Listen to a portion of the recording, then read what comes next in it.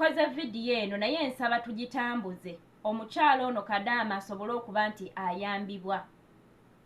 Ebifaananyi by'omukyalo ono byafulumiziddwa naye nga kiraga nti bakama be baamukwata ne bamusiba emikono n'amagulu.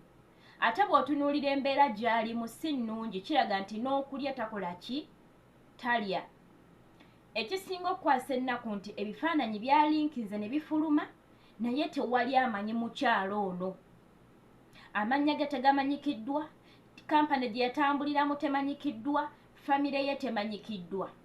Kati wensabira wobanga omanyi omukyalo ono, omanyi amannya ge oba mwatambula naye mu kampani y'emu, bambi mu comment section tuwe erinnya lya kampani omukyalo ono mwe yayitira, ffe ennamba z'amasimu tujja kuzinoonyeza kampani tulabe ng'ayambibwa.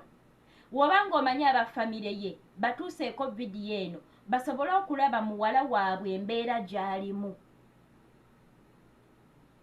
Obanga oba oliawo omukyalo ono yali akuwaddeko contacts z'abakama be, ennamba z'amasimu n'azikuwa, mukwano naawe mu comment section teekawo nti omukyalo ono nina ennamba z'abakama be yali azimpaddeko. Nzikiriza nti Katonda akyalina omukyalo ono. Bwe bibanga ebifaananyi byalinkinze ne bifuluma, kitegeeza tagenda kufa, Katonda ali wamu naye. Naye nze naawe kye tulina okukola kwe kusaasaanya ebifaananyi bye mpaka nga tutuuse ku muntu amumanyi.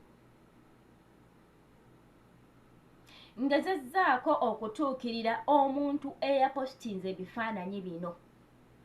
Mutuukiridde kubanze ku kintu ng'omuntu ali mu buzibu saagala kumala gakigwamu, njagala ne mmala okutuukira ddala ku source ne mmanya nti kino na kino na kino na kino. So ntuukiridde omukyala eyapositinze ebifaananyi bino ku TikTok ne mmugamba mukwano, nsaba kwogerako naawe ku nsonga z'omwana ono. Nampa WhatsApp namba ne tugenda mpaka ku WhatsApp ne twogera. Nangamba amazima gali nti ebifaananyi bino obiraba byampeerezeddwa ku WhatsApp, naye nange eyabimpadde nga mbuuza oba omukyalo ono mumanyi. Ne mmugamba simumanyi, kati nga kye tuyina okukola kwe kwongerayo ebifaananyi bino bitambule mpaka bwe binaatuuka ku muntu amumanyi. So kati omukyalo ono tamanyikiddwa naye tunuulira embeera gy'ali mu Kadaama. Oba abantu bano baamusiba nga balina ebintu bye baamuteekamu, oba abantu bano balina ebintu ebirala bye bamukolerako, tewali amanyi. Naye tukyasobola okuyamba, social media y'amaanyi.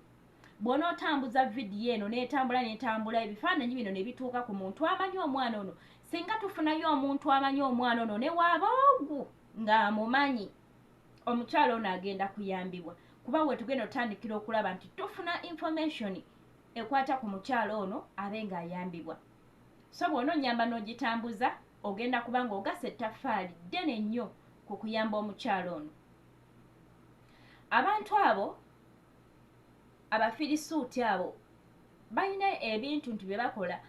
Mulimu abaana be batwala okukola ne bamutuusa ewaka ne bamusibira mu ruumu.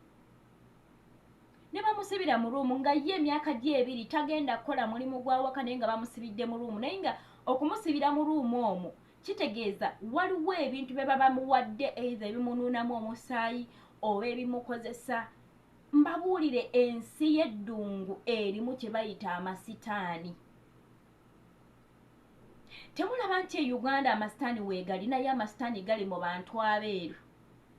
Mukwano gwange gwe asharinze vidiyo eno, Mukama akumpeere nnyo omukisa.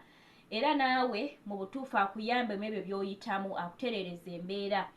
Nga bw'okoze ettaffaali oba bw'ogasa ettaffaali ku kutaasa sisitono. Angenda kusaba gwe wenna nga totweyungangako bambi, nkonera kagambo subscribe wansi wa vidiyo eno weekali osobola okakoonako. Ate era bw'omala okakoonako waliwo akalala akajja akalinga akade. Nako osobola okakoonako nti lwe nabanga ntaddeyo vidiyo, YouTube ekwereza ka notification nti waliwo ate vidiyo gye ntaddeyo. Kale tujja kuba nga tetusinkana mu vidiyo eziddako. Mukama bankumire nnyo ate akumira mpeera. Musibe bulungi, mweraba.